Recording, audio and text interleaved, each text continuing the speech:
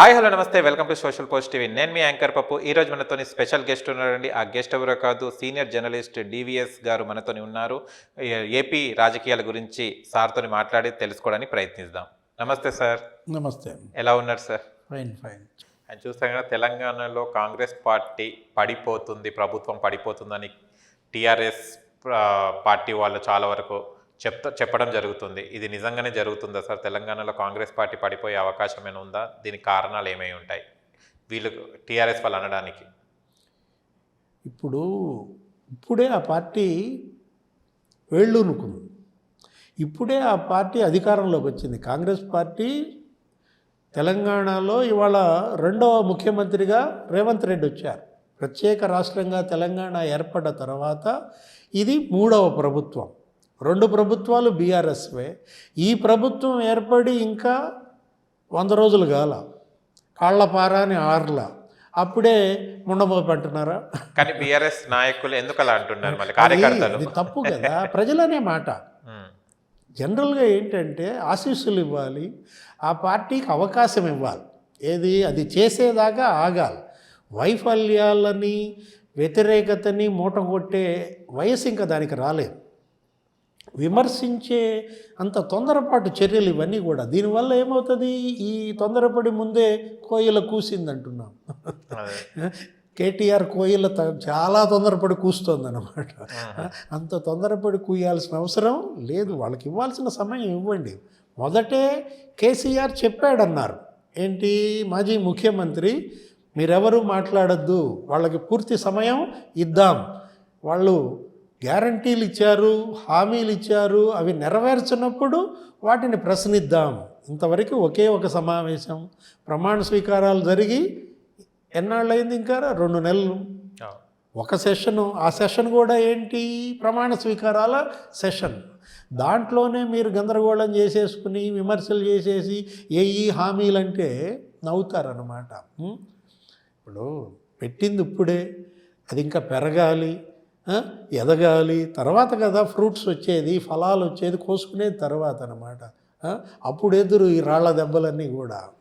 ఎందుకు మళ్ళీ బీఆర్ఎస్ వాళ్ళు అలా అంటున్నారు? నాయకులు, కార్యకర్తలు చెప్తున్నారు, ప్రతి ఒక్క నోట అదే వింటున్నాం మనం.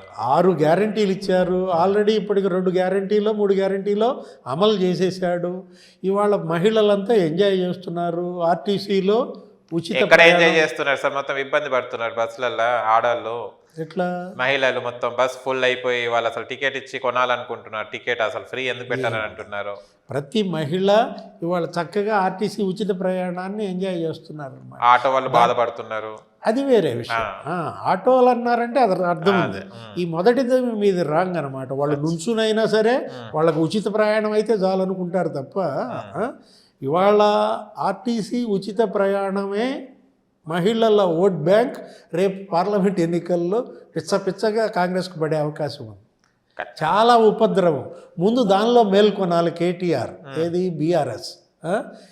మహిళలంతా గంపగుత్తగా రేపు ఎక్కడ కాంగ్రెస్ పార్టీకి ఓటేస్తారో రేపు పార్లమెంట్ ఎన్నికల్లోనే చూసుకోవాలి. ఈలోపే అది బెడిసి కొట్టే ఏర్పాటు ఏమన్నా చెయ్యాలి, నిజంగా వ్యూహం పన్నితే. అంతే తప్ప ఆటోల వాళ్ళకి మాత్రం అన్యాయం అది. దానికి ఏదన్నా వీళ్ళు ప్రత్యామ్నాయం, మరి ప్రభుత్వం ఏదైనా తీసుకోవాలి. వాళ్ళకి ఏదైనా పెన్షన్లు ఏర్పాటు చేయటమా, మంత్లీ ఇంత ఇవ్వటమా, దానిపైన మరి ఇంకా కసరత్తు పెట్టినట్లు లేరు కొత్త ప్రభుత్వం. దాన్ని కనుక వీళ్ళు తీసుకుని దాన్ని ఒక పోరాటంగా మలుచుకోగలిగితే కొంతమేరకు అడ్వాంటేజ్ మైనర్గా ఉండే అవకాశం ఉంది. ఆల్రెడీ నిన్న మొన్న చూసాం. ఏది? కేటీఆర్ ఒక ఆటోలో ప్రయాణం చేస్తున్నట్టున్నారు. రేపటి పార్లమెంట్ ఎన్నికలకు కేటీఆర్కి ఏ అస్త్రాలు దొరక్క ఆటో అస్త్రమే దొరికినట్టుంది. కాకపోతే విధానపరమైన విమర్శలతో ముందుకెళ్ళాలి, కొంచెం సమయం ఇవ్వాలి. క్యాడర్లో మొరాలిటీ బిల్డప్ చేసుకోవటం మంచిదే. పార్టీలో మొరాలిటీ బిల్డప్ చేసుకోకపోతే పార్టీ ఈ లోపే దెబ్బతినే అవకాశం ఉంది. కాబట్టి మొరాలిటీ బిల్డప్ చేయటం క్యాడర్లో సంగతి దేవుడెరుగు. లీడర్లలో మొరాలిటీ దెబ్బతింటోంది.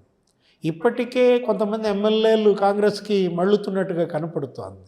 రకరకాలుగా దఫాలుగా బ్యాచ్లుగా వెళ్ళి రేవంత్ను కలుస్తున్నారు. ఏంటి?